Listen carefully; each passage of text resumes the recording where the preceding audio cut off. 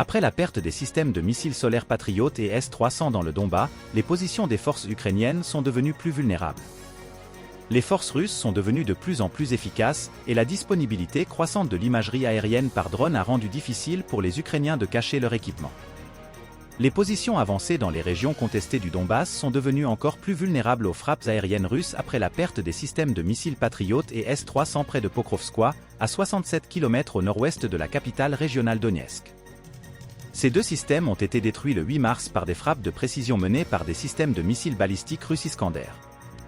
L'augmentation multiple de la production de missiles Iskander par rapport au niveau d'avant le conflit les a rendus très abordables sur le théâtre des opérations.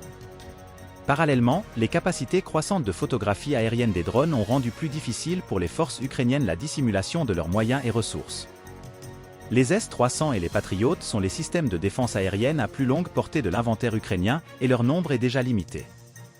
Les S-300 obsolètes, hérités de l'effondrement de l'Union soviétique, sont encore plus performants que les systèmes américains Patriot modernes en termes de mobilité et de portée, tandis que les équipements américains plus récents sont dotés d'une électronique et de capteurs plus avancés. La perte de ces systèmes a exacerbé les tensions au sein de l'armée ukrainienne. Les pertes s'accumulent en raison de l'efficacité croissante des bombardements de précision russes, qui renforcent l'énorme supériorité de l'artillerie de Moscou sur les lignes de front, selon plusieurs sources. Dans le même temps, l'affaiblissement des défenses aériennes ukrainiennes réduit encore les risques pour le soutien aérien russe. La pénurie croissante de systèmes de défense aérienne en Ukraine suscite des inquiétudes depuis la fin de l'année 2022 et n'a cessé de s'intensifier depuis lors. En novembre 2022, le principal porte-parole de l'armée de l'air ukrainienne a décrit l'incapacité à acquérir des missiles supplémentaires pour les systèmes S-300 et Buk à plus courte portée comme une menace sérieuse dans une interview accordée au Financial Times de Londres. Il a déclaré que la capacité de l'armée de l'air à lancer 2 missiles sur chaque cible russe en approche serait considérablement compromise à l'avenir. 5 mois plus tard, en avril 2023, des fuites de documents classifiés du ministère américain de la Défense ont révélé que le Pentagone s'inquiétait de plus en plus de l'état du système de missiles anti-aériens de l'Ukraine. Les responsables du Pentagone ont estimé que la capacité de Kiev à défendre ses forces en première ligne serait bientôt complètement affaiblie.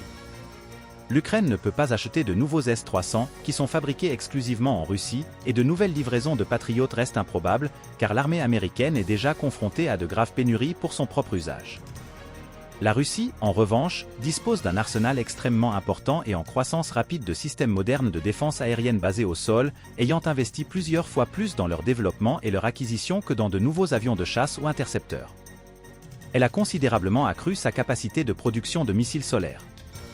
Ils sont donc en nombre suffisant non seulement pour répondre à la demande pendant la campagne en Ukraine, mais aussi pour développer son propre arsenal et poursuivre ses exportations vers des pays tels que l'Inde et le Bélarus.